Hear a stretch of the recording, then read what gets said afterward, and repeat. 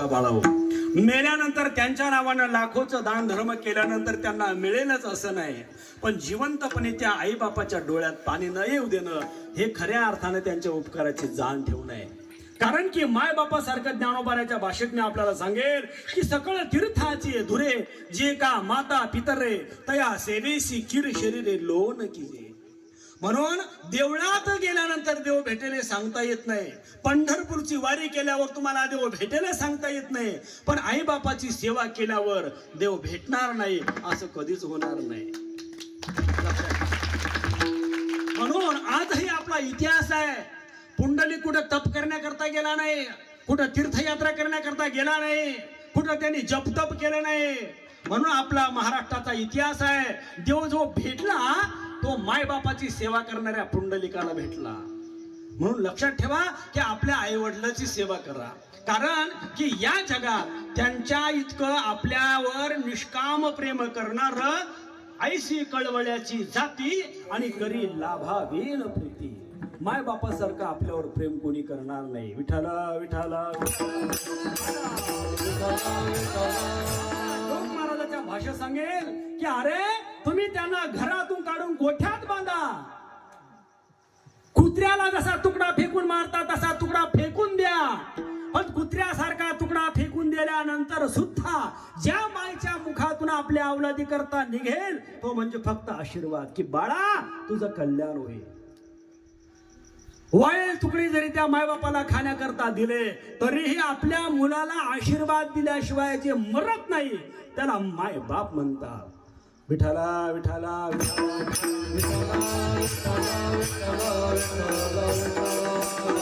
उदाहरण मी आपल्याला सगळ्यांनी आपली सेवा समाप्त करतो. एक प्रसंग मी आपल्याला सांगेन. एक सुंदर असं छोटस कुटुंब होतं. सुंदर असा सुखी संसार त्यांचा चालला होता. दोघं पती पत्नी एका विचाराचे होते. सुंदर संसार चालू आहे त्यांचा. आणि दोन वर्षानंतर त्यांना सुंदर असा एक गोंडसा सुंदर मुलगा झाला.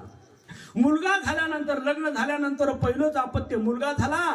पती पत्नीच्या आनंदाला पारावार उरला नाही. दोघं जण पती पत्नी मनामध्ये विचार करू लागले की मला माझ्या बाळूचा बर्थडे करायचा आहे, मला माझ्या बाळूचा बर्थडे करायचा आहे. दोघं संध्याकाळी विचार करू लागले की 2 दिवसाने आपला बाळूचा बर्थडे आहे. कोणाला बोलवायचंय? मामाला बोलवायचंय, मावशीला बोलवायचंय, काकाला बोलवायचंय, सगळ्यांना बोलवायचंय. पहिला बर्थडे असा धूमधडाक्यात करायचा आहे आपल्याला की असा बर्थडे कोणा गावात झाला नाही पाहिजे, असा बर्थडे करायचा आहे. दोघा पती पत्नीचा विचार. संध्याकाळी बसले, काय काय आणायचंय बर्थडेला, आपल्याला काय आणायचंय, कोणाला बोलवायचंय, लिस्ट केली, सामानाची लिस्ट केली. आणि दोघं पती पत्नी गाडीवर बसलेले आहेत. बाजाराच्या दिशेने गाडी घेऊन चाललेले आहेत. रस्त्याने जात असताना बायको मागे बसलेली आहे आणि ती आपल्या नवऱ्याला सांगू लागली की बाळूच्या बर्थडेला असा केक आणायचा आहे, एवढ्याचा केक आणायचा आहे, तेवढ्याचा केक आणायचा आहे. दोघांची त्या बर्थडे बद्दलच वाढदिवसाबद्दलच गाडीवर सुद्धा चर्चा आहे. पण दुर्दैव असं झालं की रस्त्याने येता येता समोरून एक बेवडा ट्रक घेऊन आला आणि त्याने तो जसा ट्रक आणला तसा त्या दोन्ही पती पत्नीच्या अंगावर घातला. त्या दोघांना त्या ट्रकाने उडवलं. परिणाम असा झाला की ती माय माऊली रस्त्याच्या बाजूला फेकल्या गेली, मुलगा बाजूला फेकला, गाडी एकीकडे गेली. आणि जो गाडी चालवणारा त्या बाईचा जो नवरा होता तो जसा गाडीनं उडवला तर भल्या मोठ्या दगडावर जाऊन पडला. जसा पडला तो एकीकडे पडला आणि डोक्यातला मेंदू तिसरीकडे पडला. जाग्यावर तो मात्र ठार झाला. बाई बेसुद्ध पडली. 10-5 लोक धावत आले. त्यांनी त्या छोट्याशा मुलाला उचललं, त्या बाईला रस्त्यावर आणलं, तिच्या तोंडावर पाणी मारलं. ती जागी झाली, पाहू लागली माझा बाळू कुठे, माझा बाळू कुठे. इकडे तिकडे पाहू लागली. लोकांना सांगितलं की बाई काळजी करू नको, तुझा बाळू आमच्या जवळच आहे. पुन्हा तिला चांगली शुद्ध आली. ती म्हणू लागली की माझे मालक कुठे, माझे मालक कुठे.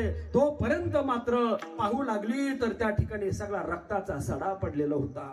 त्या बाईने कसं बस आपलं ते दुःख पचवलं.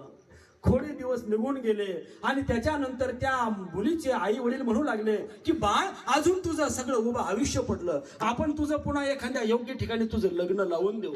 त्यावेळेला ती म्हणू लागली की बाबा मला आता दुसऱ्या सोबत संसार करायचा नाहीये, मला आता संसार करायचा नाहीये, मला आता लग्न करायचं नाहीये. हा बाळू हाच माझा संसार आहे, याच्या संगच मला आता जीवन घालवायचं आहे. असं करता करता तिने आपल्या आई वडिलांचं ऐकलं नाही आणि मी आता माझ्या बाळूला सांभाळणार आहे. त्यालाच मी आता जीव लावणार आहे, त्यालाच मी आता लहानाचं मोठं करणार आहे, त्यालाच मी आता चांगलं शिकवणार आहे. असं करता करता ती बाई आपल्या बाळूला घेऊन राहू लागली. तो बाळू लहानाचा मोठा होऊ लागला. 2री 3री 4थी 5वी 6वी असं करता करता तो 16 वर्षाचा झाला. आणि 16 वर्षाचा झाल्यानंतर एक दिवस मित्राचा बड्डे होता. आणि मित्राच्या बड्डेला गेल्यानंतर ते टुकार सगळे वायफट वळणाची ती सगळे त्याचे मित्र सगळे एका ठिकाणी मिळाले. बड्डे मात्र त्यांनी त्यांच्या या आधुनिक पद्धतीने करायला लागला. तर स्प्रे आणले, बिअर बार आणल्या, दारू आणली. सगळे जण ते बड्डे दारू पिऊन साजरे करू लागले. याला दारूचा थेंब घेणं माहित नव्हता. बाकीचे मित्र त्याला आग्रह करू लागले, बाळू अरे असं कुठे असतं का, अरे आपला तू तो जिगर आहे, तुझा आपला मित्र आहे, घे ना थोडस, आम्ही का रोजच आमचा बड्डे साजरा करणार आहे का. मुलाने मात्र त्याला आपल्या बोलण्याच्या जाळ्यामध्ये फसवलं. आणि कधीही दारूच्या बाटलीला हात न लावणारा बाळू त्या ठिकाणी त्याला दारू पाजली आणि भल्या रात्री उशिरा तो बाळू डुलत आपल्या घरी आला. आईने त्याची 10-11 वाजेपर्यंत वाट पाहिली. घरी मात्र त्या आईनं नेमकंच बाजूवर अंग टाकलं, दरवाजावर थाप मारली तर बाळू आला. पण बाळूचं रोजचं येणं वेगळं होतं आणि आजचं येणं त्याचं वेगळं होतं. त्याची चाल आईच्या लक्षात आली की आज माझ्या बाळूनं मात्र व्यसन केलेलं आहे. पण मनात अशी चीड आली की काय करू. पण मनात विचार केला की मला याच्याशिवाय आता दुसरं कोणी नाही. मी जर आता याला राग जर बोलले आणि माझा बाळू जर मला आता या वयात सोडून गेला तर मी एकटी काय करू. त्या बाईनं ते दुःख तसंच अंतकरणामध्ये पचवलं, तसंच तोंडावरून घेतलं. रात्रभर त्या माय माऊलीला झोप आली नाही की तरुणपणामध्ये माझा नवरा मला सोडून गेला. याला मी रक्ताचं पाणी केलं, हाडाचे काढे केले, काबाड कष्ट करते देवा, आणि आज माझ्या पोटी काय वाढलं रे देवा तू. बाई रडू लागली, आक्रोश करू लागली. तोंडावर घेतलं, मुलाला जाणू दिलं नाही. आणि बाळूनं विचार केला की मला तर माझ्या आईनं मला येताना पाहिलं पण एकही शब्दाने मला दुखवलं नाही. याचा अर्थ त्याने समजून घेतला की मी दारू पिल्यानंतर माझ्या मम्मीला काही अडचण नाही. तिला असं वाटत होतं बोलावं तर हा निघून जाईल. पुन्हा असं करता करता महिन्यातून पिणारा बाळू आता 15 दिवसातून पिऊ लागला. 15 दिवसातून पिणारा बाळू आता 8 दिवसाला पिऊ लागला. 8 दिवसाने पिणारा बाळू आता रोज दारू पिऊन येऊ लागला. आणि मग असं करता करता तो त्या म्हातारीला पैसे मागू लागला. हे आई मला पैसे दे. घरातला माल टाल विकायचा आणि तरुण पोरामध्ये जाऊन पैसे उडवायचा. घरातलं सगळं त्या बाईनं काम धंदा केलेले पैसे घेऊन जायचा. झालेला माल टाल सगळा विकून टाकायचा आणि त्याच्यावर तो आपला मौज मजा करायचा, मुलांना पार्टी द्यायचा. असं करता करता एक दिवस बाईचं अंग कणकण करू लागलं. लोकांचे कावाड कष्ट करायचे, तिचे हातपाय दुखू लागले, तिला ताप आलेला आहे, डोकं दुखायला लागलं. म्हणून त्या माय माऊलीनं पाणी पिलं आणि तशीच आपल्या घरामध्ये झोपी गेली. आणि झोपी गेल्यानंतर रात्री 12 वाजता तो बाळू आला. दारावर थाप टाकली. थाप टाकल्यानंतर दरवाजा उघडला, दरवाजाला लाथ मारली. ए म्हातारे मला भूक लागली, मला भाकर पाहिजे. दुर्डीमध्ये गेला, त्याने ते टोपलं घेतलं, पाहतो तर टोपल्यामध्ये काही नाही. कालवणाचं पातेलं पाहिलं, ते सुद्धा रिकाम आहे. त्याने त्याच्यावर दगड घेतला, दगड मारला, दुर्डी घेतली, बाहेर फेकून दिली. मला भूक लागली म्हणून तो आईच्या अंगावर धावत गेला. लाज वाटत नाही का तुला, स्वतः खाऊन घेतलं, मला तुकडा ठेवला नाही. अशी कशी पापी तू, अशी कशी माय तू. आणि तो मायला नको ते बोलू लागला. मायचे केस धरले आणि बाहेर त्याने ओढत आणलं. आईला मारू लागल्यानंतर मला वाचवा म्हणून ती म्हातारी माय टावं फोडू लागली. अरे हा म्हातारीला मारतो म्हणून गल्लीतले मुलं पळत आल्यानंतर त्याला धरू लागले, मारू लागले.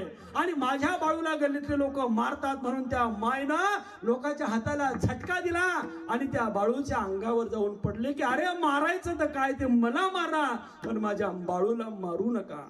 दारू पितो तो माझ्या पैशाची पितो, तुमच्या पैशाची पित नाही. याचा अर्थ असा आहे अपकार केले तरी त्याचे ते उपकार केले. अशा अपकारी मुलावर सुद्धा उपकार करण्याची जी भावना आहे ना, जे पात्र आहे ना, ते फक्त या जगात आपली माय आहे. विठ्ठल विठ्ठल.